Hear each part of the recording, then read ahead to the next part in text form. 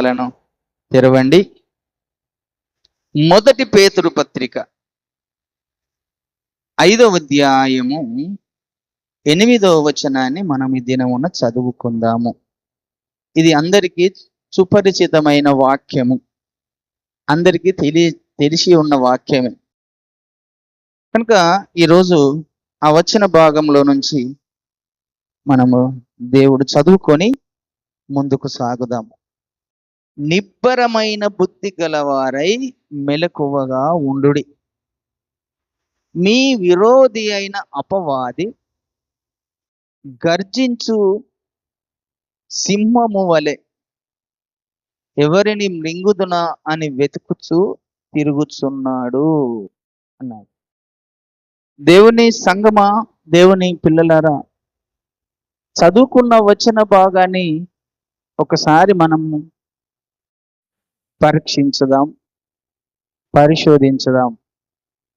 అపోస్తలుడైనటువంటి పేతురు గారు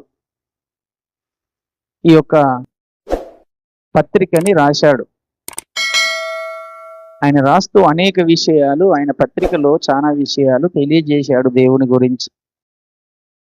మనం చదువుకున్న వచ్చిన భాగంలో విశ్వాసులకు, సంఘ బిడ్డలకు ఒక సందేశాన్ని పరిశుద్ధాత్మ దేవుడు పేతురు గారిలో నుంచి తెలియజేస్తున్నాడు. మీరు నిబ్బరము కలిగి ధైర్యముగా ఉండుడి అన్నాడు. మీరు అంటే ఎవరు? సంఘము నిబ్బరము కలిగి ధైర్యంగా ఉండండి. ఎందుకు ధైర్యంగా ఉండమంటున్నాడు అని కింద చెబుతున్నాడు. మీ విరోధి అయిన అపవాది గర్జించు సింహము వలె ఎవరిని మృంగుదునా అని వెతుకుచు తిరుగుచున్నాడట. అసలు ఒకసారి ఆలోచన చేయండి ఆ వాక్య భాగాన్ని. సాతానుకు మనకు విరోధము ఎక్కడిది? విరోధం ఎందుకు? వాడు మనకు ఎట్లా విరోధయ్యాడు? అసలు సాతానుడు ఎవడో మనకు తెలుసా ఇంతకు? అందుకనే మీ విరోధి అన్నాడు, విరోధి అయిన అపవాది అన్నాడు. అపవాదికి మనకేమన్నా సంబంధం ఉందా? ఈ అపవాది అనేటువంటి మాటకు అక్కడ 2 నంబర్ వేసి పుట్నోట్లో ఉన్నది సాతానుడు అన్నాడు. సాతానుకు మనకి ఏమన్నా సంబంధం ఉన్నదా? సాతాను మనకు విరోధం ఎట్లా తయారయ్యాడు? విరోధి అంటే శత్రువు. వానికి మనకేమన్నా సంబంధం ఉన్నదా? అసలు ఈ సాతాను ఎక్కడికి వెళ్ళి వచ్చాడు? ఈ సాతాను ఎందుకు మనకు విరోధిగా తయారయ్యాడు? దేన్ని బట్టి సాతానుకు మనకు విరోధత్వం కలిగింది? పరిశుద్ధాత్మ దేవుడు చెబుతున్నాడు పేతురు గారి ద్వారా, మీ విరోధి అయిన అపవాది అన్నాడు. అందుకనే అసలు వానికి మనకు విరోధత్వం ఎక్కడిదండి? విరోధం అంటే ఏంది? శత్రువే కదా. శత్రుత్వం ఏ విధంగా వస్తుంది? ఆస్తుల కాడ శత్రుత్వం పెరుగుతుంది, భూముల కాడ శత్రుత్వం పెరుగుతుంది, రకరకాల ధనము కాడ శత్రుత్వాలు పెరుగుతాయంటే ఈ లోకంలో మనం చూస్తాం కదండి. ఈ అన్నదమ్ముల మధ్య శత్రుత్వాలు పెరుగుతాయి, ఇంకా రకరకాల బంధువుల మధ్య శత్రుత్వాలు పెరుగుతాంటాయి, రకరకాల మనుషులను బట్టి శత్రుత్వాలు పెరుగుతాంటాయి. ఇప్పుడు ప్రపంచవ్యాప్తంగా చూస్తే ఒక దేశానికి ఒక దేశం శత్రువుగా చూసుకుంటున్నారు. మొన్నటిదాకా యుద్ధాలు జరుగుతున్నాయని శత్రుత్వాన్ని బట్టే కదా. పరిశుద్ధ గ్రంథంలో కూడా చాలా యుద్ధాలు జరుగుతూ వచ్చాయి. ఇస్రాయేల్ మీదికి ఫిలిస్తీన్లు కానీ, మోయాబీలు కానీ, అమ్మోరీలు కానీ, పెరిజ్జీలు కానీ, ఇవ్వీలు కానీ, ఇత్తీలు కానీ, వాళ్ళు కూడా ఇస్రాయేల్ మీద శత్రుత్వం పెరిగి యుద్ధాలు చేసుకుంటూ వచ్చారు. మరి ఎందుకు శత్రుత్వము? దేన్ని బట్టి శత్రుత్వము? ఎందుకు మనకు వాడు విరోధైపోయాడు? వానికి మనకు విరోధత్వం ఏంటిది? మనమెవరము, వాడెవరు? ఎప్పుడైనా ఆలోచన చేశామా? కదండి. అవి అపవాది ఎవడో మనకు తెలియదు, సాతాను ఎవడో మనకు తెలియదు. మనం మనుషులము, వానికి మనకు శత్రుత్వం ఏంటిది? ఆడు మనకు ఎట్లా విరోధైపోయాడు అని ఆలోచన చేస్తే దాని వెనుక ఎంతో ఒక ఆకాశమునకు భూమికి ఊహకందనటువంటి రహస్యము దాని వెనుక ఉన్నది. వాడు మనకు ఎందుకు శత్రుత్వంగా మారిపోయాడు? వాడు ఎందుకు మనకు విరోధిగా మారిపోయాడు? దానికి కారణం ఏమై ఉన్నది అని మనం ఆలోచన చేస్తే, దాని గురించి ఎప్పుడన్నా ధ్యానం చేస్తే, ఆకాశమునకు భూమికి ఎంత ఎత్తున్నదో అంత విశాలత వానికి మనకు అంత కోపం రగిలిపోతుంది వానికి మనకు. అంటే దేవుని యొక్క ఉద్దేశము, దేవుని యొక్క ప్రణాళిక ఈరోజు మానవులకు అర్థం కావడం లేదు, ప్రజలకు అర్థం కావడం లేదు, అసలు విశ్వాసులకే అర్థం కావడం లేదు. దేవుని యొక్క ప్రణాళిక ఏంటిది, దేవుని యొక్క ఉద్దేశం ఏంటిది, దేవుని యొక్క చిత్తం ఏంటిదో ఇంకా సంఘానికి కూడా సంపూర్ణంగా అర్థం కావడం లేదు. కానీ ఇక్కడ ఈ విరోధి ఎందుకు మనల్ని గర్జించు సింహము వలె మృంగాలని ఎతుకుచు తిరుగుతున్నాడట? అసలు వానికి మనకు శత్రుత్వం ఎక్కడొచ్చింది? మనకేమైనా భూములు వంచి ఇచ్చిండా, దాగలు వంచి ఇచ్చిండా, మనకేమైనా లోకం ఉన్నదా? వాడు మన కోసం ఏం చేసిండని మనం శత్రుత్వం పెంచుకున్నాడు వాడు? అంటే దానికి బలమైన కారణాలు పరిశుద్ధ గ్రంథంలో దేవుడు చాలా రాయించి పెట్టాడు. అవన్నీ చెప్పితే ఇప్పుడు ఒడిసేది చరిత్ర కాదు అది, కానీ అందులో కొన్ని విషయాలు ఈరోజు మనము నేర్చుకుందాము. చాలా విషయాలు దేవుడు పరిశుద్ధ గ్రంథంలో రాయించి పెట్టాడు. సాతాను గురించి రాయించి పెట్టాడు, దేవుని గురించి రాయించి పెట్టాడు. కనుక వాడు ఎందుకు మనకు విరోధిగా తయారయ్యాడు? అసలు వీడు ఈ విరోధి కాక మునుపు వాని యొక్క పుట్టుపూర్వోత్తరాలు ఏమిటి అని అంటే, వాడు ఈ భూమి మీద పడదోయక మునుపు దేవుని సముఖములో ఉన్నటువంటి వాడు, దేవుని చేత నియమింపబడ్డాడట. సృజించబడడం వేరు, నియమించబడడం వేరు. కనుక దేవుని చేత నియమించబడ్డాడు. ఆ దేవుడు వాని నియమించినప్పుడు పరలోకంలో అనేకులు వాయిద్యాలు, పిల్లన గ్రోవులు వాయించారట వాడు పుట్టినప్పుడు. అంటే అంతగా ఎలాంటి వ్యక్తి చూడండి, ఆలోచన చేయాలి. పరలోకములో దేవుని సముఖములో దేవుడు వాని నియమించినప్పుడు పిల్లన గ్రోవులు ఊది వానికి ఎంతో ఘనత వహించే విధంగా ఆ పరలోక పౌలను తయారు చేశాడు. ఎందుకంటే వాడు కూడా ఒకప్పుడు దేవుని కుమారుడు, దేవుని చేత నియమించబడ్డవాడు. తనకు పుట్టుకకు కారణము, వాడు ఉనికిలోకి రావడము కారణం కూడా దేవుడే. అలాగూ వాడిని దేవుడు నియమించి, దేవుడు కలగజేసి తనకు పరలోకములో ఒక మంచి ఆశ్రయాన్ని కల్పించి పెట్టాడు. మంచి ఆశ్రయం అంటే అది ఒక అద్భుతమైనటువంటి ఆశ్రయ కట్టడ పరలోకంలో వానికి ఉందట. ఆ కట్టడని దేవుడు వాని కోసం ఏర్పాటు చేసి ఒక స్థలము, ఆ స్థలం ఎప్పుడు రాళ్ళన్నీ కాలుతూ ఉంటాయట. రాళ్ళన్నీ కాలుతున్న స్థలములో అతన్ని నియమించి పెట్టాడు. ఆ నియమించి పెట్టుకుంటూ దేవుడు ఎక్కడికి వెళ్ళినా దేవునితో పాటు వాడిని తీసుకొని వెళ్ళేటువంటి వాడు. అన్ని విశ్వములో ఉన్న అన్ని లోకాలకు దేవుడు వెళ్ళినప్పుడు వాణ్ణి కూడా నా కుమారుడా రా అని తీసుకొని వెళ్ళిపోయాడు.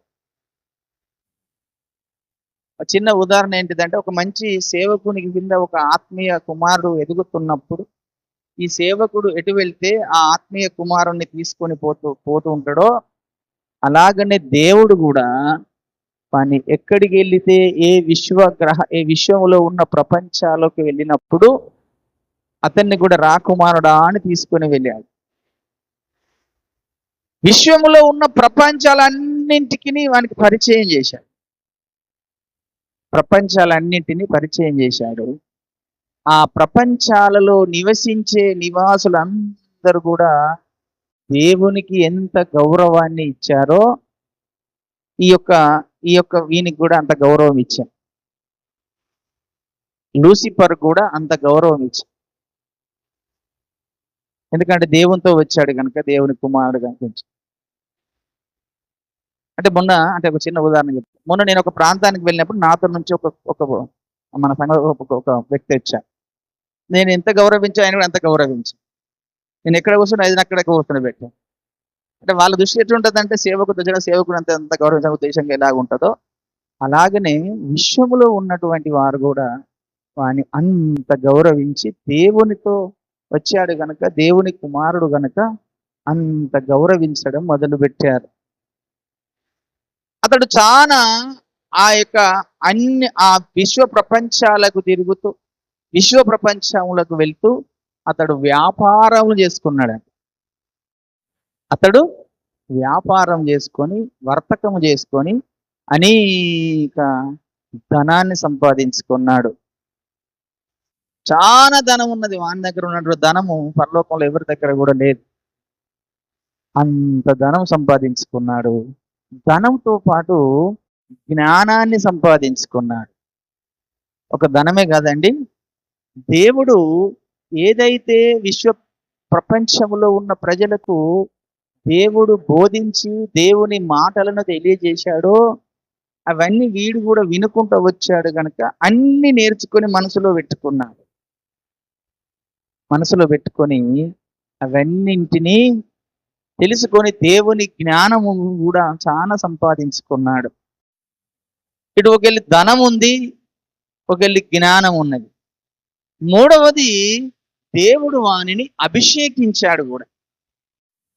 దేవుడు వానిని అభిషేకించాడు. ఈ 3 కారణాలు అతనిలోకి వచ్చేసినాయి. ఒకటి ధనము, చాలా ఎంతో ధనం ఉంది. తర్వాత జ్ఞానం ఉన్నది. ఆ తర్వాత ఇంకోటి ఏంటిది? అభిషేకం అని. ఆ అభిషేకము అనంటే అధిక బలం అని. అభిషేకం అనే మాటకు అధిక బలము అన్నాడు. అందుకే ఆ వచన భాగాన్ని చూడండి. మొదటి సమూయేలు గ్రంథము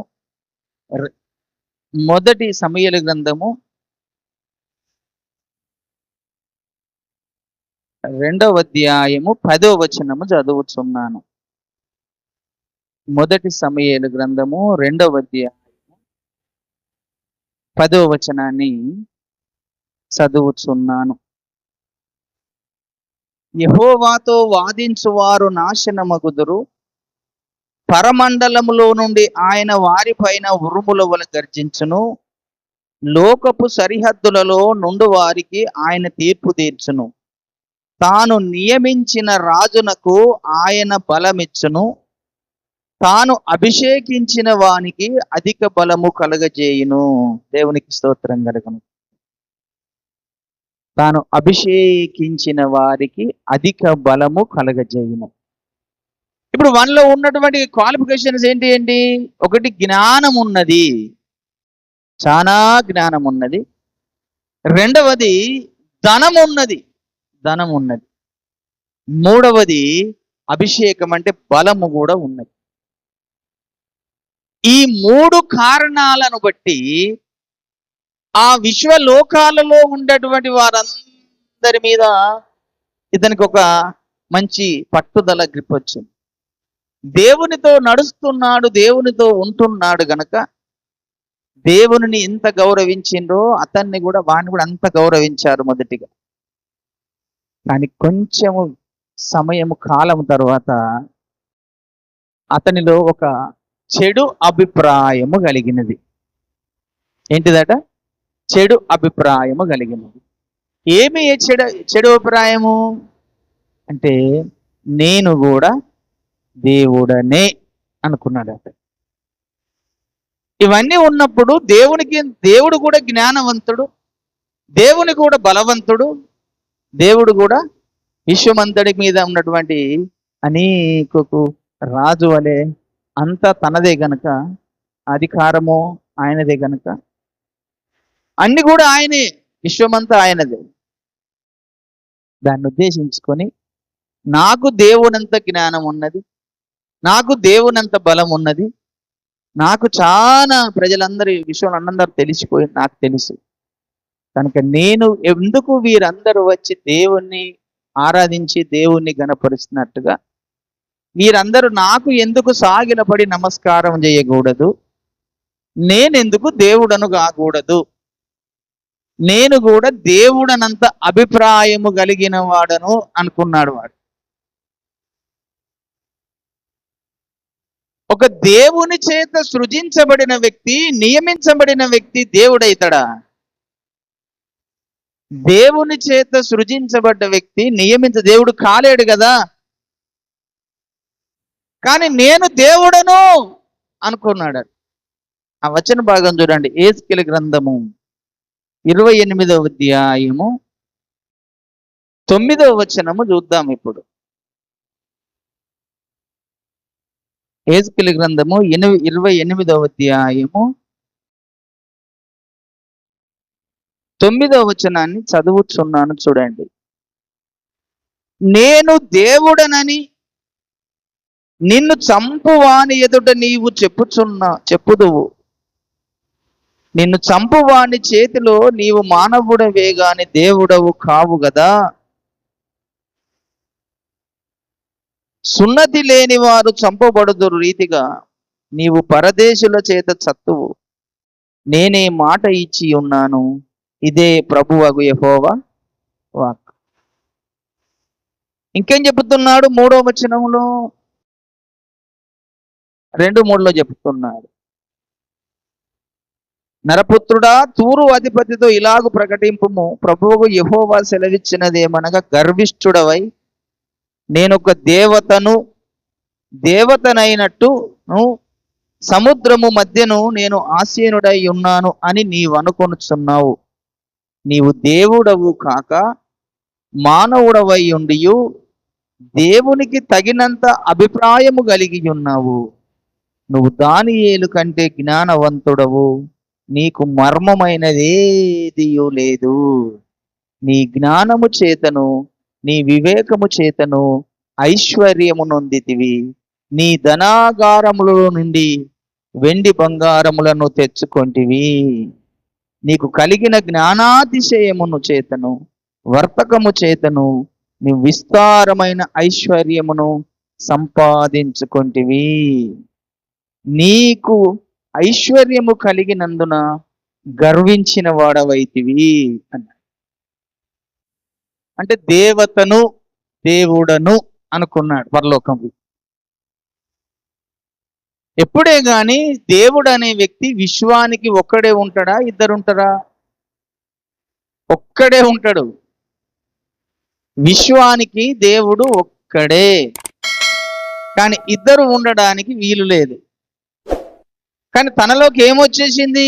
తన కలిగిన జ్ఞానాన్ని బట్టి, తన కలిగిన ఐశ్వర్యాన్ని బట్టి, తన కలిగిన అభిషేకమును బట్టి నేను కూడా దేవుడను అనుకున్నాను. కనుకనే అతడు నియమించబడిన దినం కూడా చూడండి. అతడు నియమించబడిన దినం కూడా చూడండి. 12 చదువుతున్నాను. నరపుత్రుడా, తూరు రాజును గూర్చి అంగలార్పు వచనం ఎత్తి ఇలాగు ప్రకటించుము. ప్రభు అయిన యెహోవా సెలవిచ్చినదేమనగా, పూర్ణ జ్ఞానమును సంపూర్ణ సౌందర్యము గల కట్టడమునకు మాదిరివి దేవుని తోటయగు ఏదేనులో నీ ఉంటివి. మాణిక్యమును, గోమేధికమును, సూర్యకాంతమును అని అన్ని చెప్పుకుంటూ ఆ లాస్ట్లో ఒక మాట చెప్పుతున్నాడు. పద్మరాగమును, మాణిక్యమును, అమూల్య రత్నములతో, బంగారంతోనూ నువ్వు అలంకరించబడి ఉన్నావు. నీవు నియమింపబడిన దినమున పిల్లన గ్రోవులు వాయించువారును నీకు సిద్ధమైరి అన్నారు. పిల్లన గోవు వ్రాయించేవారు అది నియమించబడ్డ రోజు. అంటే అంతగా దేవుడు అతన్ని ఒక ఆశ్రయముగా ఉంచి, అంత అధికారం ఇచ్చి, అంత ఘనతనిచ్చి ఆ పరలోకంలో ఆయన అక్కడ ఉంచితే, దేవునికి తన మనసులో గర్వం అనేది ఒకటి వచ్చేసింది. తన మనసులో చెడు అభిప్రాయం ఒకటి వచ్చేసింది. నేను దేవుడనే అన్న స్థితికి వచ్చేసింది. దేవునికి ఏ విధంగా పరలోకములో నమస్కారం చేస్తున్నారో, విశ్వలోకాలలో అందరూ ఆయనకు సాగిలపడుతున్నారో, నాకు కూడా అందరూ సాగిలపడి నమస్కారము చేయాలి అన్న అభిప్రాయము తనకు వచ్చేసింది. ఈ దేవునికి ఎందుకు ఇంత అందరూ అన్ని విశ్వాల లోకాలలో ప్రపంచాలలో ఆయనకు మాత్రమే నమస్కారం చేస్తున్నారు, నాకెందుకు నమస్కారం చెయ్యరు, నాకెందుకు మొక్కరు, నేను కూడా దేవుడను, దేవునికి ఎంత జ్ఞానం ఉన్నదో నాకంత జ్ఞానం ఉన్నది, నాకు చాలా విస్తారకమైన వర్తకము చేత వెండి బంగారములు సంపాదించుకొని అనేక విధ అలంకరించబడి ఉన్నాను, నాకు కూడా అభిషేకం ఉన్నది, దేవుడే నాకు అభిషేకించాడు, దేవుడే నాకు బలం ఇచ్చాడు అనేటువంటి విధానంలో వాడు ఆ విధంగా పరలోకంలో దేవునికి విరోధముగా తయారయ్యాడట. తయారవుతున్నప్పుడు దేవుడు మళ్ళీ సాక్ష్యం ఇచ్చి ఆ 14వ వచనంలో చెప్పుతున్న మాటను చూడండి. 28:14 అభిషేకము నొందిన కెరూబువై ఒక ఆశ్రయముగా నీవు ఉంటివి, అందుకే నేను నిన్ను నియమించి తిని అన్నాడు. ఒక ఆశ్రయముగా నియమించాడట దేవుడు, అభిషేకం ఇచ్చి నియమించి తిని. నీవు నియమింపబడిన దినము మొదలుకొని పాపము నీయందు కనబడు వరకు ప్రవర్తన విషయములో నీవు యథార్థవంతుడవుగా నుంటివి. అయితే నీకు కలిగిన విస్తారకమైన వర్తకము చేత లోపట నీవు అన్యాయము పెంచుకొని పాపము చేయించు వచ్చితివి గనుక దేవుని పర్వతం మీద నీ ఉండకుండా నేను నిన్ను అపవిత్రపరిచితిని. ఆశ్రయముగా ఉన్న కెరూబు కాలుచున్న రాళ్ల మధ్యన నీవికను సంచరించవు, నిన్ను నాశనము చేసి తిని. నీ సౌందర్యము చూసుకొని నీవు గర్వించిన వాడవై నీ తేజస్సును చూసుకొని నీ జ్ఞానమును చెరుపుకొంటివి, కావున నేను నిన్ను నేలను పడదోసెదను, రాజులు చూచుచుండగా నిన్ను ఏలనకప్పగించెదను. నీవు అన్యాయముగా వర్తకము జరిగించి కలుగజేసుకుని విస్తార దోషముల చేత నీవు నీ పరిశుద్ధ స్థలమును చెరుపుకొంటివి గనుక నీలో నుండి నేను అగ్ని పుట్టించెదను, అది నిన్ను కాల్చివేయును.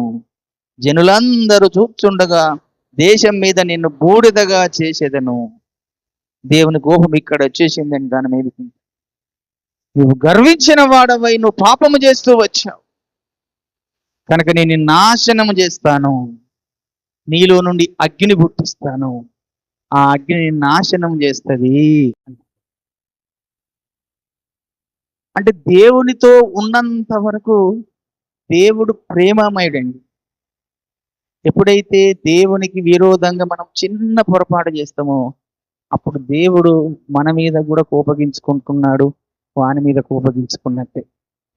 దేవునితో నడిచినంత వరకు దేవుడు అతను ఎంతో ప్రేమించాడు, నా కుమారుడాన్ని దగ్గర తీసుకున్నాడు, ఒక మంచి ఆశ్రయాన్ని కట్టించాడు, అక్కడ నిలబెట్టాడు, అన్ని రకాల అతనికి అభిషేకం ఇచ్చాడు, జ్ఞానమంతా చెప్పాడు, అన్ని రకాలుగా దేవుడు తనకు ఎన్నో మేలు చేశాడు. ఆ చేసిన మేళ్లను మర్చిపోయి తనకు తానే నేనే దేవుడని అనుకొని దేవుని సింహాసనం మీద నేను కూర్చుండాలి, దేవునితో నేను సమానుని అనుకునే స్థాయికి వచ్చాడు వాడు అవన్నీ చూసుకొని. యెషయా గ్రంథము 14:12 తీయండి. ఇప్పుడు యెషయా గ్రంథము 14వ అధ్యాయము 12వ వచనం.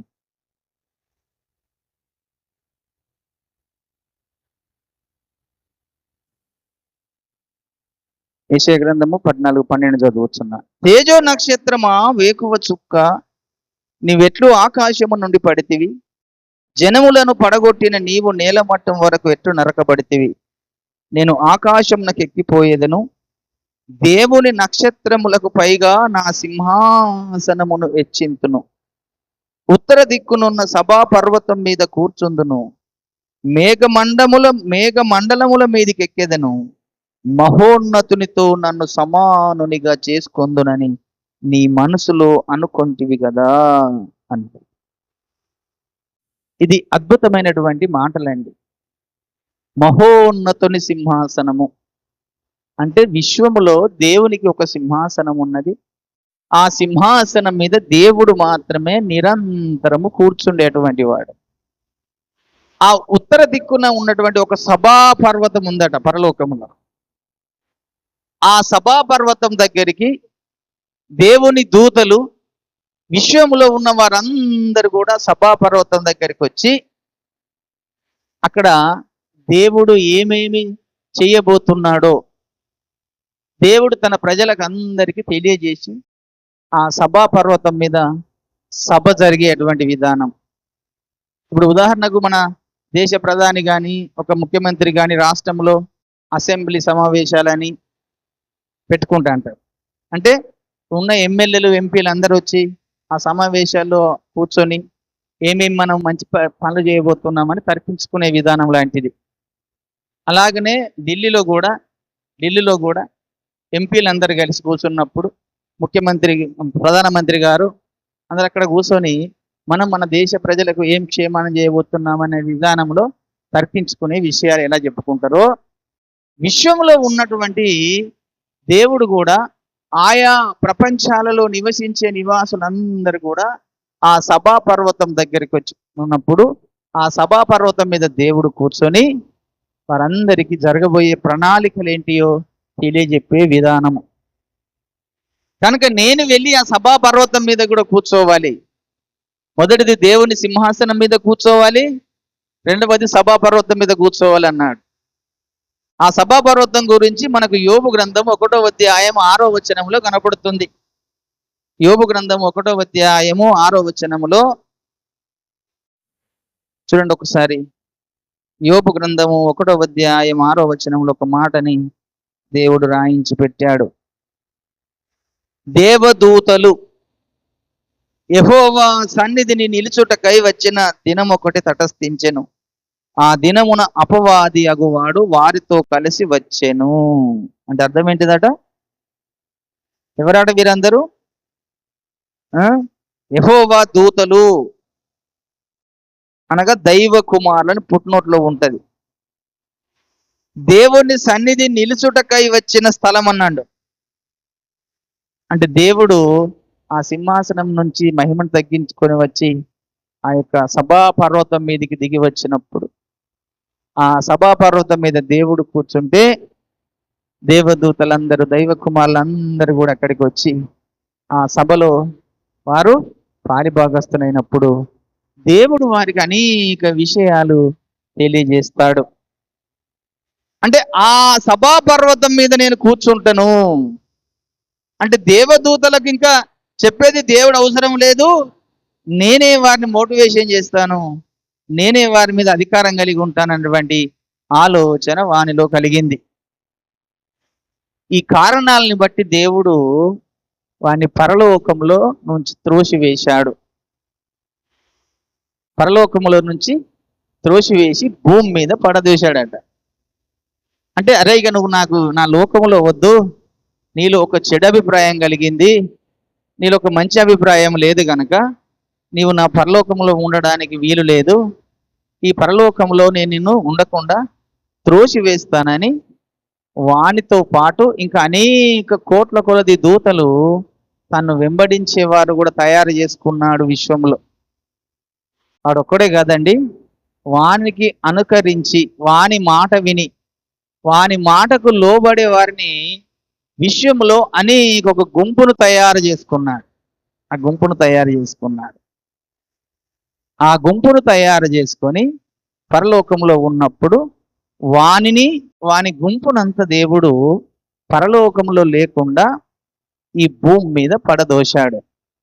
ప్రకటన గ్రంథము 12వ అధ్యాయము 8వ వచనం ఇప్పుడు చూడండి. ప్రకటన గ్రంథము 12వ అధ్యాయము 8వ వచనాన్ని మనం ఇప్పుడు చూసినట్టయితే ఆ సందర్భం మనకు కనబడుతుంది.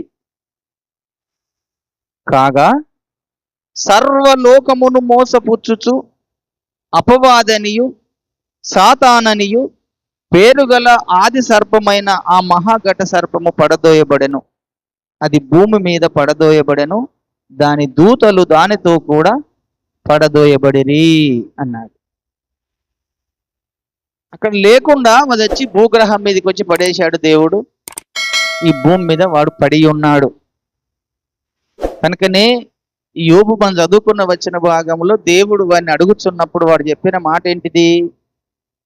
నేను భూమి మీద అటు ఇటు తిరుగుచు అందులో సంచరించుచుంటిని అన్నాడు. ఇప్పుడు మళ్ళీ యోబు గ్రంథంలోకి రండి. యోబు గ్రంథం 1వ అధ్యాయం 6వ వచనంలోకి రండి. దేవుడు అడిగినప్పుడు వాడు ఏమని చెప్పి సెలవిచ్చాడో చూడండి. యెహోవా సన్నిధిని నిలుచుటకై వచ్చిన దినం ఒకటి తటస్థించెను. ఆ దినమున అపవాది యగువాడు వారితో కలిసి వచ్చెను. యెహోవా నీవు ఎక్కడి నుండి వచ్చితివని వారిని అడగగా, అపవాది భూమి మీద ఇటు అటు తిరుగులాడుచు అందులో సంచరించుచు వచ్చితినని యెహోవాకు ప్రత్యుత్తరం ఇచ్చెను అన్న. భూమి మీద అటు ఇటు తిరుగులాడుతున్నాడట వాడు. ఇంకా వాని పని ఏంటిది? భూమి మీద పడదోయబడ్డ తర్వాత భూమి మీద అటు ఇటు తిరుగులాడుతున్నాడు. ఎందుకు తిరుగులాడుతున్నాడు అని అంటే, వాని పని ఒక్కడ స్థిరంగా ఉండడం కాదు. అందుకే చదువుకున్న వచన భాగంలో కూడా అదే మాట చెప్పాడు. నిబ్బరము కలిగి ధైర్యముగా ఉండుము, మీ విరోధి అయిన అపవాది ఎవరిని మృంగుదునా అని గర్జించు సింహం వలె వెతుకుచు తిరుగుచున్నాడట. ఆడు ఒక కాడ స్థిరంగా ఉండేవాడు కాదు ఈ భూమి మీద. కనుక భూమి మీద పడదోయబడ్డాడు.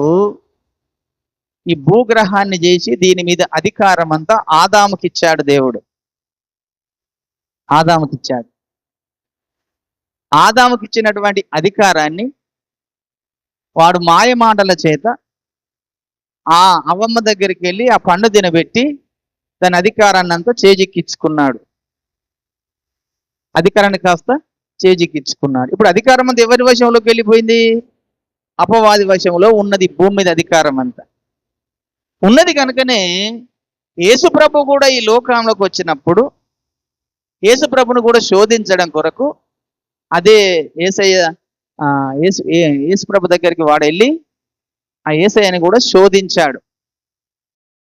ఇందులో కూడా చాలా రహస్యమైన విషయాలు అనేకములు ఉన్నాయి, కానీ ఇప్పుడు చెప్పితే ఇదంతా మనకు సబ్జెక్టు అర్థం కాదు.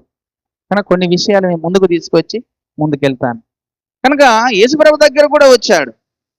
ఆదాముని మోసపుచ్చి ఏ విధంగానైతే ఆదాము దగ్గర ఉన్నటువంటి అధికారాన్ని చేజిక్కించుకునే కారణం ఒకటైతే, మానవులను పరలోకములోకి వెళ్ళకుండా పాపములో పడేసే కారణం మరి ఒకటి.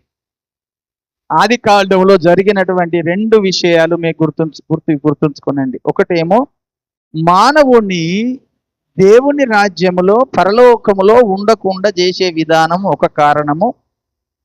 రెండవ కారణం ఏంటిదంటే, ఈ భూమి మీద ఎట్లా నాకు పరలోకములో ఆ అధికారము లేదు, ఆ పరలోకములో నాకు ఎవరు కూడా నమస్కారం చేయలేదు, కనీసము దేవుని స్వరూపములో దేవుని పోలికలో సృజించిన ఈ మానవులన్న నాకు సాగిలపడి నమస్కారం చేయాలి. ఈ మనుషులను నేను నాకు నమస్కారం చేసే విధంగా నేను వారిని తయారు చేసుకోవాలి. కనుక మనుషులని నేను నాకు మొక్కే విధంగా చేసుకోవాలి. ఎందుకు అంటే, మనుషుడు ఏ విధంగా సృజించబడ్డాడు? దేవుని పోలికలో సృజించబడ్డాడు. దేవుని యొక్క జీవము మానవుల్లో ఉంది, దేవుని యొక్క ఆత్మ మానవులో ఉంది. కనుక ఈ మనుషుడు నాకు నమస్కారం చేస్తే అది దేవుని ఆత్మే, దేవుని జీవమే. గనక దేవుడు నాకు నమస్కారం చేసినట్టుగా అవుతాడు. చూసారండి మనం అనే ఆలోచన ఏ విధంగా ఉంటుందో. దేవుని పిల్లలు నాకు నమస్కారం చేస్తే దేవుడు చేసినట్టుగానే అని వాని మనసులో అంత దూరం వాడు ఆలోచించాడు. ఆలోచించి ఈ భూమి మీద మానవులందరినీ నాకు సాగిలపడి నమస్కారం చేసే విధంగా నేను ఒక కొత్త రకంగా మానవులు నేను తయారు చేసుకోవాలి, నా బోధ చేత, నా జ్ఞానము చేత అనుకున్నాడు. వాడు జ్ఞానవంతుడు కదా, నా జ్ఞానము చేత నేను మానవులను నాకు నమస్కారం చేసే విధంగా నేను తయారు చేసుకోవాలి అనుకున్నాడు. అక్కడి నుంచి భూమి మీద మానవుని పాపములో పడేశాడు, మరణాన్ని తీసుకొచ్చి పెట్టాడు. ఎందుకంటే పాపము చేసిన వాడు, మరణము కలిగిన వాడు దేవుని రాజ్యానికి వెళ్ళడు. గనుక మొదటి కారణమేమో మనుషుణ్ణి పాపం చేసే విధంగా ప్రేరేపించి పాపం చేయించాడు, మరణంలోకి తీసుకెళ్ళాడు. రెండవదేమో తనకు కలిగిన అధికారానికి ఇంత తన చేతిలో చేజిక్కించుకొని ఈ భూమి మీద నేను అధికారిగా వండుకుంటూ ఈ భూమి మీద ఉన్నటువంటి మానవులందరినీ నాకు నమస్కారం చేసే విధంగా నేను చేసుకోవాలి అని ఉద్దేశము కలిగి ఉన్నాడు. ఇప్పుడు దేవుడు ఏం చేయాలిగా? కనుకనే మనకు ఆది కాండములో మొదటిగా ఒక ఆరాధన క్రమం కనబడుతుంది. పరిశుద్ధ గ్రంథమైనటువంటి పరిశుద్ధ గ్రంథములో మొదటి ఆరాధన క్రమం కనబడుతుంది. అది కయ్యూను ఏబేలు చేసిన ఆరాధన విధానం. వారిద్దరూ ఆదాముకు పుట్టిన పిల్లలే. వాళ్ళ అమ్మ నాన్న చెప్పుకుంటారు, అయ్యా మేము దేవునికి దూరం అయిపోయాము, మీరు దేవుని ఆరాధన చేయండి అని అంటే ఇద్దరు కలిసి 2 బలిపీఠాలు కట్టారు. 4వ అధ్యాయంలో ఆరాధన చేయడం మొదలు పెట్టారు. కయ్యూనేమో తన వ్యవసాయం చేసిన పంటలో నుంచి కొన్ని తీసుకొచ్చి బలిపీఠం మీద పెట్టి ఆరాధన చేశాడు. ఏబేలేమో తన కాస్తున్న గొర్రె మందలో నుంచి తీసుకొచ్చి ఒక గొర్రెను బలిపీఠం పెట్టి ఆరాధన చేశాడు. దేవుడు ఇద్దరు ఆరాధన చేస్తుండగా కయ్యూను బలి దేవుడు అంగీకరించలేదు, ఏబేలు బలి దేవుడు అంగీకరించాడు. అందును బట్టి దేవునికి ఎప్పుడైతే దేవుని బలికి ఇష్టపడ్డాడో, దేవుడు ఆ యొక్క ఏబేల్ని మెచ్చుకున్నాడో, ఆ దుష్టుడు వెంటనే కయ్యూనులో దూరాడు. కయ్యూనులో దూరి తన మీద పడి అన్యాయంగా ఏబేలుని మొదటిసారిగా చంపాడు. చంపింది కయ్యూను కాదండి, చంపింది కయ్యూను కాదు, కయ్యూనులో దుష్టుడు దూరాడు. దుష్టుడు దూరి ప్రేరేపించి అలాగూ చంపాడు. ఆ వచనం మనకు 1 యోహాను పత్రికలో కనబడుతుంది. 1 యోహాను పత్రిక 3వ అధ్యాయంలో దానికి జవాబు దొరుకుతుంది. యోహాను రాసిన మొదటి పత్రిక 3వ అధ్యాయము, మొదటి పత్రిక 3వ అధ్యాయము 12వ వచనం చదువుతున్నా. మనము కయ్యూను వంటి వారమై ఉండరాదు. వాడు దుష్టుని సంబంధి అయి తన సహోదరుని చంపెను. వాడు అతన్ని ఎందుకు చంపెను? తన క్రియలు చెడ్డవియు తన సహోదరుని క్రియలు నీతి గలవై ఉండెను గనుకనే కదా అన్నా. సహోదరుని క్రియలు నీతి క్రియలు, కయ్యూను క్రియలు నీతి క్రియలు కాదు. కనుక నీతిమంతుడైనటువంటి ఆ ఏబేలును కయ్యూను మీద పడి చంపేశాడు. ఇది ఎవరి సంబంధం అయిపోయాడు? దుష్టుని సంబంధి కయ్యూను అంటున్నాడు. అంటే అక్కడి నుంచి వాని కోపం ఏంటిదంటే, దేవునికి ఎవరైతే ఇష్టానుసారంగా దేవుణ్ణి ఆరాధిస్తారో, దేవుని ఈ భూమి మీద దేవుణ్ణి ఆరాధించే క్రమము చేస్తారో, వారి మీద వానికి కోపము. దేవుణ్ణి ఎవరైతే ఇష్టానుసారంగా ఆరాధన చేస్తారో, ఇష్టానుసారంగా దేవునికి ప్రార్థన చేసి దేవునికి నమస్కారం చేస్తారో, వానికి వాళ్ళంటే కోపము. మొదటి కారణం గుర్తుంచుకోనండి. అంటే నేను ఈ లోకంలో ఉన్నాను, నేను ఈ భూమి అంతా నాకు అధికారం ఇవ్వబడ్డది, కనుక మీరు నాకు నమస్కారం చేయకుండా మీరు ఆ పరలోకమందున్న దేవునికి మీరు నమస్కారం చేస్తారా? నాకు మాత్రమే మీరు నమస్కారం చేయాలి, కానీ నాకు చేయకుండా గా పరలోకమందున్న దేవునికి మీరు నమస్కారం చేస్తారా అనే విధానంలో వాడు ఈ కోపము పెంచుకుంటాడు మన మీద, మనకు విరోధత్వము కలుగజేసుకుంటాడు మన మీద. ఇది మొదటి కారణం. ఎందుకు అంటే దేవుడు ఈ అపవాదిని శపించాడు. ఒక రోజు అపవాదిని భూమి మీద కూడా శపించాడు. ఆది కాండము 3వ అధ్యాయం 15వ వచనములో, నీకును స్త్రీకిని నీ సంతానమునకును ఆమె సంతానమునకును వైరము కలుగజేసేదను.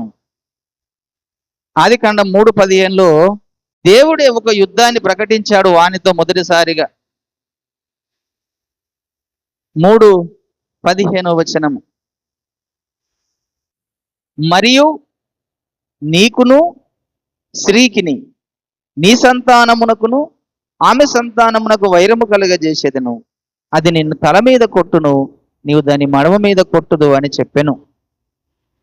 అంటే ఇక్కడ నుంచి ఒక యుద్ధము దేవుడే ప్రకటించాడు వాని సంతానానికిను దేవుని సంతానానికి. అంటే అది వరకు భూమి మీద ఇంకా ఈ సంతానం అనేది ఉద్భవించడం కాలేదు,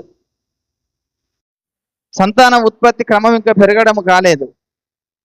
ఆ పెరగక ముందే దేవుడే ఈ మాటను విడుదల కలిగజేసి అపవాదితో చెప్పాడు, నీవు చేసిన తప్పును బట్టి రేపు నీకు తల మీద స్త్రీ సంతానం కూడుతుంది అనేటువంటి మాటను విడుదల కలిగజేశాడు కనుక వాడు దాన్ని బాగా మైండ్లో పెట్టుకొని స్త్రీ సంతానం ఎవరు అనుకుంటా వాడు ఎదురు చూసుకుంటూ దేవునికి ఎవరైతే ఇష్టలుగా ఈ భూమి మీద తయారైతారో వాని మీద వానికి కోపము విరోధత్వము పెంచుకుంటున్నాడు.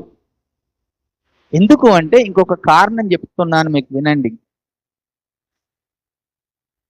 ఏంటిది ఆ కారణం అంటే, పరలోకములో నాకు దక్కని సింహాసనము ఈ భూమి మీద ఉన్న ఏ మనుషునికి దక్కద్దు అనుకున్నాడు వాడి మనసులో. ఎందుకంటే వాణ్ణి సృజించింది దేవుడే కదా. కనుక నాకు నా తండ్రి అయ్యుండి నాకు ఆ సింహాసనం ఇవ్వకుండా ఈ భూమి మీద ఉన్న మానవులకు దేవుడు తన సింహాసనాన్ని ఇస్తానన్నాడు.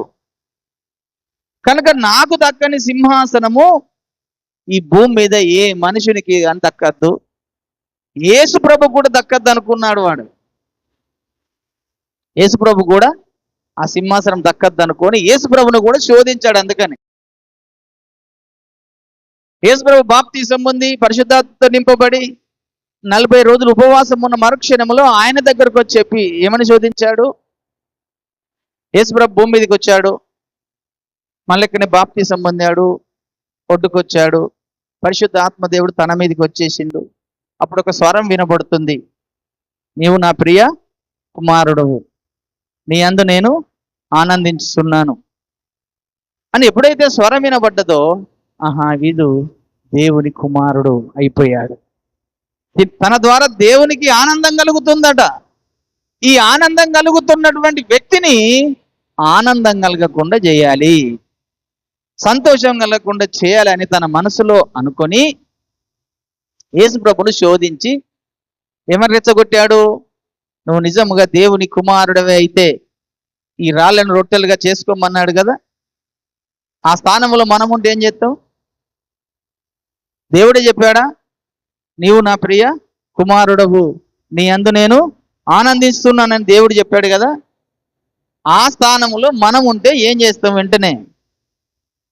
ఎందుకు వాడు రెచ్చగొట్టాడంటే, ఈ రెచ్చగొడితేనన్న యేసు ప్రభు ఆ కార్యం చేసి చూపిస్తాడేమో, రాళ్ళను రొట్టెలుగా చేస్తాడేమో, చేస్తే మాత్రము వాని మాటకు లొంగినట్టు. చేయలేడేనా?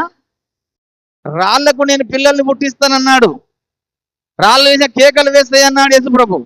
కానీ ఆ క్షణంలో చేయలేడా యేసు ప్రభు?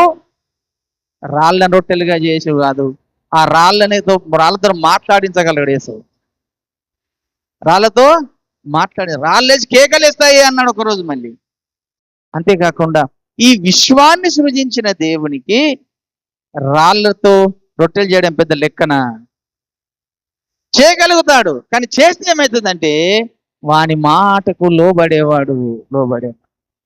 ఇప్పుడు ఆదాం దగ్గర అదే చేసేది కదా, పండు తినవద్దని దేవుడు చెప్పితే మీరు తింటేనే కదా దేవునికి దూరం అయిపోయింది. అలాంటిది సేమ్ ఇది కూడా. అది మొదటిది. రెండవది ఏం చెప్పాడు? ఎత్తైన కొండ మీదకి తీసుకొని వెళ్ళాడు. ఎత్తైన కొండ మీదకి తీసుకొని వెళ్ళి ఈ లోక రాజ్యాల మహిమంతా చూయించారట యేసయ్య. చూయించి ఏమన్నాడు? ఒక్కసారి నాకు సాగిల పడి నమస్కారం చేస్తే ఈ మహిమంతా నీకు ఇస్తానన్నాడు. అప్పుడు యేసయ్య ఏమన్నాడు? నీ దేవునికి మాత్రమే నమస్కారం చేయమని రాయబడి ఉన్నది కదా అన్నాడు. అంటే నీ దేవునికి నమస్కారం చేయాలి తప్ప ఇంకెవరికి నమస్కారము చేయకూడదు అన్నాడు. మూడవసారి ఎత్తైన కొండ మీద అక్కడ దునుకు, తన దూతలకు ఆజ్ఞాపిస్తారు, వారు నీ పాదములకు రాయి తగలకుండా ఎత్తి పట్టుకుంటారు కదా అన్నాడు. ఇప్పుడు మళ్ళీ ఏమన్నాడు? నీ దేవుణ్ణి నువ్వు శోధించవలదు అన్నాడు. అంటే సాతానుకు దేవుడు ఎవరు? ఆ మాటను పట్టుకుంటే సాతానుకు దేవుడు ఎవరు? విశ్వానికి దేవుడు ఎవరు? యేసుప్రభే కదా. వాడు ఎవరిని శోధిస్తున్నాడు? యేసయ్యని శోధిస్తున్నాడు. మరి యేసయ్య నీ దేవుని మాత్రం శోధించవలదంటే ఇప్పుడు యేసయ్య వానికి ఏం కావాలి? దేవుడు, దాన్ని సృజించిన వాడు, మానవుడిగా ఈ లోకానికి వచ్చాడు కనుక మానవ శరీరం ధరించుకొని ఉన్నాడు, కానీ దాన్ని శోధించిన వాడు దేవుడు. కనుక నీ దేవుణ్ణి శోధించొద్దు, నీ దేవునికి మాత్రమే సాగిలపడి నమస్కారం చేయాలి కదా అని ఆ మాటలు చెప్పి వాణ్ణి మాటకు లోబడకుండా వాణ్ణి జయించాడు. దేవునికి స్తోత్రం కలుగునుగాక. అక్కడి నుంచి వాని కోపము, ఇక యేసయ్య నాకు లోబడలేదు గనక, ఆయన దేవుని యొక్క మాట వినేవాడు గనక ఇంకా తన పిల్లలని నేను ఎప్పుడు శోధించాలి అనుకుంటాడు. యేసయ్యను ఎంతమంది అంగీకరిస్తారో, యేసయ్య పిల్లలుగా ఎంతమంది భూమి మీద తయారవుతారో వారిని మాత్రమే నేను శోధించాలి అనే విధానంలో వాడు భూమి మీద అలా క్రియేషన్ చేసుకుంటూ దేవుని పిల్లల మీద ఎవరిని మృంగాలి అని తిరుగుతున్నాడట. ఒకసారి చూడండి, ఇప్పుడు యోహాను సువార్త 1వ అధ్యాయము 12వ వచనంలో ఒక మాట చెప్పుతున్నాడు చూడండి.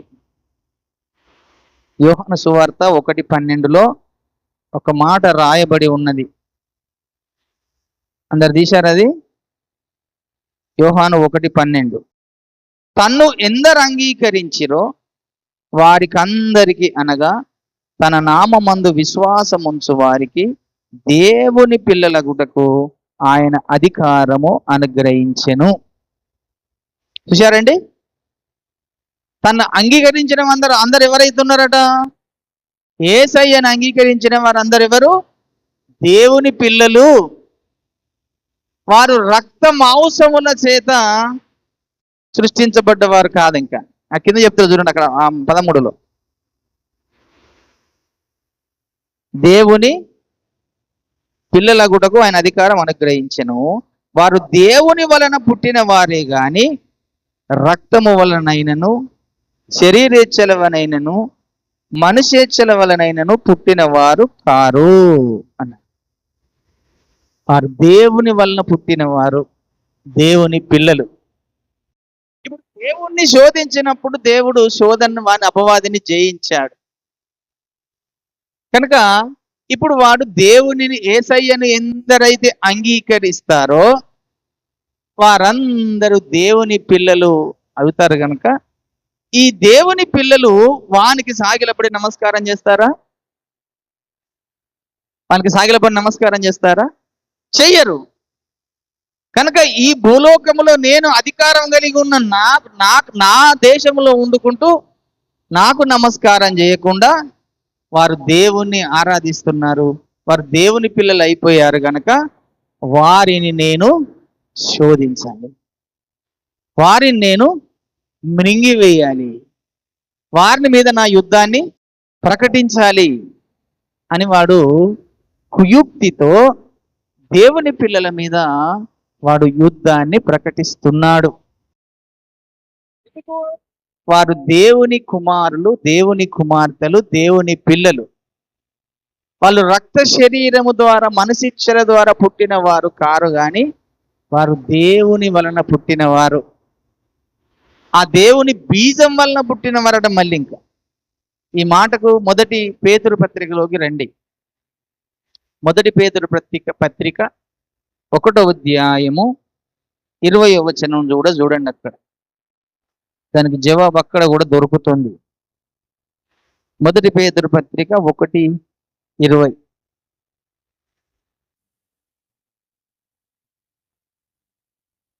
20 నుంచి 22 వరకు చదివినట్లయితే, ఆయన జగత్తు పునాది వేయబడక మునిపే నియమింపబడెను గాని తను మృతులలో నుండి లేపి తనకు మహిమనిచ్చిన దేవుని ఎడల తన ద్వారా విశ్వాసులైన మీ నిమిత్తము కడువరి కాలమందు ఆయన ప్రత్యక్షపరచబడెను గాని మీ విశ్వాసమును నిరీక్షణయు దేవుని యందు ఉంచబడి ఉన్నవి. మీరు క్షయబీజము నుండి కాక శాశ్వతమగు జీవము గల దేవుని వాక్య మూలముగా అక్షయ బీజము నుండి పుట్టిన వారు గనుక నిష్కపటమైన సహోదర ప్రేమ కలుగునట్లు మీరు సత్యమునకు విధేయులవుట చేత మీ మనసులను పవిత్రపరచుకున్న వారై ఒకనినొకడు హృదయపూర్వకముగాను నిష్కపటముగాను ప్రేమించుడి అన్నాడు. దేవునికి స్తోత్రం కలుగునుగా. మనం ఎలా పుట్టిన వారమట? అక్షయ బీజము నుండి పుట్టిన వారము, దేవుని వలన పుట్టిన వారము. దేవుని రక్తము మనలోనికి వస్తుంది, దేవుని శరీరం మనలోకి వస్తుంది, దేవుని వాక్యం మనలోకి వచ్చేసింది, దేవుని ఆత్మ మనలోకి వచ్చేసింది. కనుక మనము దేవుని పిల్లలము. కనుక ఈ దేవుని పిల్లల మీద వానికి పోరాటము వాడు చేస్తున్నాడు. ఎవరిని మింగాలని వెతుకుచూ తిరుగుతున్నాడు. ఎందుకు అంటే ఇంకొక కారణం కూడా చెప్తున్నాను చూడండి. ప్రకటన గ్రంథము 3వ అధ్యాయము 21వ వచనం చదవండి. ఇప్పుడు కంక్లూజన్కి వస్తున్నాను. ప్రకటన గ్రంథము 3వ అధ్యాయము 21వ వచనాన్ని చదువుతున్నాను, మీరు కూడా తీయండి, చూడండి. నేను జయించి నా తండ్రితో కూడా ఆయన సింహాసనమందు కూర్చుండి ఉన్న ప్రకారము జయించు వానిని నాతో కూడా నా సింహాసనమునందు కూర్చుండనిచ్చేదను. సంఘములతో ఆత్మ చెప్పుతున్న మాట చెవి గలవాడు వినుగాక. హల్లెలూయా. నేను జయించి నా తండ్రితో కూడా ఆయన సింహాసనం మీద ఏ విధంగా కూర్చున్నానో, జయించిన వానిని మిమ్ములను కూడా నాతో పాటు నా సింహాసనం మీద కూర్చోబెట్టుకుంటా అన్నాడు యేసయ్య. ఇది వానికి నచ్చదు. ఇప్పుడు ఇక పరలోకములో నాకేమో సింహాసనము లేదు, నాకేమో సింహాసనం ఇయ్యలేదు, నాకు సింహాసనం నన్ను త్రోసివేసిండు. కానీ ఈ భూలోకములో ఉన్నటువంటి మానవులకు మాత్రము సింహాసనం అక్కడ సిద్ధపరిచి పెడుతున్నాడు. తన కుడి పార్శ్వం మీద కూర్చుండబెట్టుకుంటాడట, తన సింహాసనం మీద కూర్చుండబెట్టుకుంటాడట. కనుక నాకు దక్కని సింహాసనము ఈ మనుషులకు ఎందుకు? నేను ఆ పరలోకములో యుగ యుగాలు ఆయన పక్కన కూర్చుండవలసిన నన్నేమో త్రోసివేసి పడదోసి ఈ మానవులకేమో ఆయన సింహాసనాన్ని ఇస్తే తన పక్కన కూర్చుండబెట్టుకుంటాను అంటున్నాడే. కనుక ఈ మానవులను ఎవరు కూడా సింహాసనాన్ని చేరుకోకూడదు, ఎవరు కూడా పరలోకంలో ఉండొద్దు, ఎవరు కూడా దేవుని రాజ్యంలో ఉండొద్దు. కనుక వారి పాపంలోనే పడేయాలి, వారిని పరలోకం పోకుండా చేయాలి, వారిని ఎక్కువగా పాపపు ఆశల్లో పాపపు క్రియల్లో పడగొట్టాలి అని వాడు రేయింబవళ్ళు దేవుని పిల్లల మీద వాడు యుద్ధాన్ని ప్రకటిస్తూ మనతో యుద్ధం చేస్తున్నాడు. ఎవరిని మింగుదనాన్ని వెతుకుచూ తిరుగుచున్నాడు. అంతే కదండి? సరే, అంతే కదండి. ఇంకొక కోణం చివరిలో మనం చేసే ప్రయత్నం ఏంటిదంటే, భూమి మీద ఉన్న మనుషులందరూ వానికి నమస్కారము చేయాలని వాడొక పన్నాగము పన్ని ఉన్నాడు. ఇది మనకు ప్రకటన గ్రంథంలో కనబడుతుంది. 13వ అధ్యాయం చూడండి ఒకసారి, అక్కడికి రండి. ఆ 13వ అధ్యాయంలో మొదటిగా సాతాను కుమారుడు వానికి నమస్కారం చేశాడు. సాతాను కుమారుడుతో పాటు మనుషులందరూ నమస్కారం చేయాలని వాని యొక్క ఆశ. 4వ వచనం చదువుతున్నాను. ప్రకటన 13:4. ఆ మృగమునకు అధికారం ఇచ్చినందున వారు ఘట సర్పమునకు నమస్కారము చేసిరి. మరియు వారు ఈ మృగముతో సాటి ఎవడు, దానితో యుద్ధము చేయగలవాడు ఎవడని చెప్పుకొనుచు ఆ మృగమునకు నమస్కారము చేసిరి. దంబపు మాటలను దేవదూషణ పలుకు ఒక నోరు దానికి ఇయ్యబడెను. మరియు 42 నెలలు తన కార్యములు జరపని అధికారము దానికి ఏర్పాటాయను అని. చూశారండి? దానికి నమస్కారం చేశాడట ఘట సర్పమునకు. ఎవడు? ప్రపంచరాజు. కనుక వానికి అధికారం ఇచ్చి ఆ తర్వాత ప్రజలందరూ దానికి నమస్కారం చేసే విధంగా అది ప్రజలని మోసము చేయిస్తుంది. అంత్య దినాల్లో, చివరి దినాలలో దానికి ఎవరైతే నమస్కారం చేస్తారో, దానికి ఎవరైతే నమస్కారం చేసి వానికి మొక్కుతారో వానికే అన్ని రకాల సోర్సు కలిగిస్తాడు భూమి మీద. ఇందులోనే 13-15 వచనం చూడండి.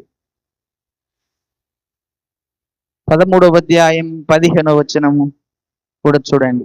మరియు ఆ మృగము యొక్క ప్రతిమ మాటలాడునట్టును ఆ మృగము యొక్క ప్రతిమకు నమస్కారము చేయని వారిని హతము చేయనట్టును ఆ మృగము యొక్క ప్రతిమకు ప్రాణమిచ్చుటకై దానికి అధికారము ఇయ్యబడెను అన్నాడు. చివరి దినాలలో ఒక ప్రతిమ విడిసుకొచ్చి పెడతాడు.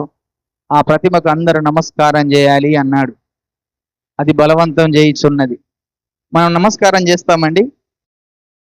మనం మన దేవునికి తప్ప మనం ఎవరికి కూడా సాగిలపడి నమస్కారము చెయ్యం. కనుకనే వానికి ఎవరైతే నమస్కారము భూమి మీద ఉన్న మనుషులందరూ నమస్కారం చేస్తారు ఆ ప్రతిమకు వలన. కానీ దేవుని బిడ్డలు వానికి నమస్కారం చెయ్యరు. దేవుని పిల్లలం అయిపోయాం కనుక మనకు సింహాసనం ఉన్నది కనుక మనం ఆ సింహాసనంలో నువ్వు కూర్చుండకుండా నిన్ను మళ్ళీ లేనిపోని ఆశలు చూపించాలి. చిన్న చిన్న ఆశలే చూపిస్తాడు వాడు. డబ్బు ఆశ చూపిస్తాడు మనిషికి. ఎందుకంటే భూమి మీద ఉన్న మనిషినికి కావాల్సింది డబ్బు కనుక ప్రతి ఒక్కరికి డబ్బు ఆశ చూపిస్తాడు. దాంట్లో పడిపోతున్నారు ఈ రోజులలో చాలా మంది. తర్వాత రెండవ ఆశ ఏంటంటే స్త్రీ ఆశ చూపిస్తాడు. స్త్రీతో వ్యభిచారం చేసి పాపం చేయాలని రెండవ ఆశ స్త్రీ ఆశ చూపిస్తాడు. అందులో పడిపోతున్నారు. మూడవది పదవి అనే ఆశ చూపిస్తాడు. అధికారం అనే ఆశ చూపిస్తాడు. ఆ అధికారంలో పడిపోతున్నారు. ఇలా వాడు ఏషియాడు జ్ఞానము చేత విశ్వాసులను సైతము ఎలాంటి ఆశ చూపి పడగొట్టాలో వానికి బాగా తెలుసు గనక అలాంటి ఆశలు చూపి వాడిని మనల్ని మింగివేయాలని వాడు వెతుకుచూ తిరుగుచున్నాడట. ఈరోజు వాడు చేసే ప్రయత్నాలు ఏంటి అంటే ఈ భూమి మీద ఉన్న మనుషులను తో పాటు మానవులందరినీ పాపములో పడేశాడు. కానీ దేవుని సంఘము దేవుని పిల్లలు ఎంతమంది తను అంగీకరించి ఉన్నారో వారిని పడగొట్టడమే వాని ముఖ్య ఉద్దేశమై ఉండి వాడు రాత్రింబవళ్ళు నెమ్మది లేకుండా ఎవరిని మృంగాలి అని వెతుకుచూ తిరుగుచున్నాడట. ఎక్కడ ఏ ప్రాంతంలో ఏ యొక్క విశ్వాసులు దేవునికి బాగా దగ్గర అవుతున్నారు, ఏ విశ్వాసులు ఎక్కడ బాగా ప్రార్థన పనులు అవుతున్నారు, ఏ సేవకుడు ఎక్కడ ప్రార్థన పడు అవుతున్నాడు, ఎక్కడ ఉన్న వాక్యాన్ని బోధిస్తున్నాడు, నా మర్మాలను చెబుతున్నాడు అనేది కోణములో వాడు వెతుకుచూ తిరుగుచున్నాడు. ప్రతి ఒక్క భూమి మీద వాడు లేచింది ఉదయకాలం ముందు సాయంకాలం వరకు రాత్రి అంతా కూడా వాడు ఎక్కడెక్కడ ఎవరిని పడగొట్టాలి, ఎవరిని మృంగివేయాలి, ఎవరిని దేవునికి దూరం చేయాలి, ఎవరు ఆ పరలోకంలో సింహాసనం పొందుకోకుండా చేయాలి, దేవుని దగ్గర కూర్చోకుండా చేయాలి, పరలోకంలో సంపాదించుకోకుండా చేయాలని కుయుక్తి కలిగి ఉద్దేశం కలిగి వాడు ఎవరిని మృంగుదునా అని వెతుకుచూ తిరుగుచున్నాడు. దేవుని పిల్లలారా, చివరి దినాల్లో ఉన్నాం, అంత్య దినాల్లో ఉన్నాము. వాని యేసయ్య రాకడ దగ్గర అవుతుంది, వాని అంతము దగ్గర అవుతుంది, సాతాను అంతము చాలా దగ్గర అయిపోతుంది. ఇంకా యేసయ్య వస్తే ఇంకా వాని భూమి మీద వాని ఒక అధికారం అంతా తీసేస్తుంది. కనుక వాడు ఉన్న సమయంలోనే త్వరగా పని చేసుకుంటున్నాడు. నేను ప్రార్థనలకు రాకుండా చేస్తున్నాడు, ప్రార్థన చేయకుండా చేస్తున్నాడు, దేవుని సన్నిధికి రాకుండా చేస్తున్నాడు, దేవునితో సావాసం లేకుండా చేస్తున్నాడు. నీకు ఏదో లోకంలో అన్ని ముఖ్యం అనుకునే విధంగా చూపించి పెడతాడు. కానీ నీకు లోకంలో ఏది ముఖ్యం కాదు. నీకు ఏది కూడా శాశ్వతం కాదు. ఈ లోకంలో అన్ని అశాశ్వతమైనవి. కనుక నువ్వు శోధించబడుతున్నావు, జాగ్రత్త. అపవాది చేతిలో ఉన్నావు, జాగ్రత్త. వాని చేతిలో నుంచి విడుదల పొందు. నీ కొరకు దేవుని సింహాసనం ఉన్నది. ఆ సింహాసనం మీద కూర్చోవడానికి నువ్వు అర్హత సంపాదించుకో. దాని కొరకు బ్రతుకు, దాని కొరకు జీవించు. కనుకనే యేసయ్య అన్నాడు, నేను సమస్తమును జయించి నా తండ్రి సింహాసనం మీద కూర్చున్న ప్రకారము మీరు జయించిన వారికి నాతో పాటు నా సింహాసనం మీద కూర్చుండబెట్టుకుంటాను అన్నాడు. అది కావాలండి ఒక విశ్వాసికి. దేవునికి స్తోత్రం కలుగునుగా. ఆ గురి ఉండాలి విశ్వాసికి. నేను ఈ లోకాన్ని విడిచిన తర్వాత నేను ఈ లోకములో నువ్వు పాపాన్ని జయించాలి, లోకమును జయించాలి, నేత్రాశ జయించాలి, శరీరాశ జయించాలి, జీవపు డంబము జయించాలి. దేవుని జ్ఞానము సంపాదించుకో, ఆత్మలో నింపబడి ఆనందించబడు. ఈ లోకంలో ధనము కాదు నీకు ముఖ్యమైనది, ఈ లోకంలో నీకు ఏది ముఖ్యమైనది కాదు. మనల్ని ఈ లోకంలో మనకు మన దేవుడు ముఖ్యము. నేను ఆయనకు మాత్రమే సాగిలపడి నమస్కారం చేసి ఆయన మాత్రమే ఆరాధించుకుంటూ బ్రతుకుతాను. ఈ లోకాన్ని విడిచిన తర్వాత నా దేవుని సింహాసనం పక్కన నా సింహాసనం మీద కూర్చుండబెట్టుకుంటున్నాడు ఆయన. ఆయన సింహాసనం మీద కూర్చుంటున్నాని ఆశ కలిగి భక్తి చేసేవారే నిజమైన భక్తి పరులు. నిజమైన భక్తి పరులు. దాని కొరకు ముందుకు సాగుదాం. ఈ కొద్ది మాటలు దేవుడు దీవించునుగాక. ప్రార్థన చేసుకుందాం.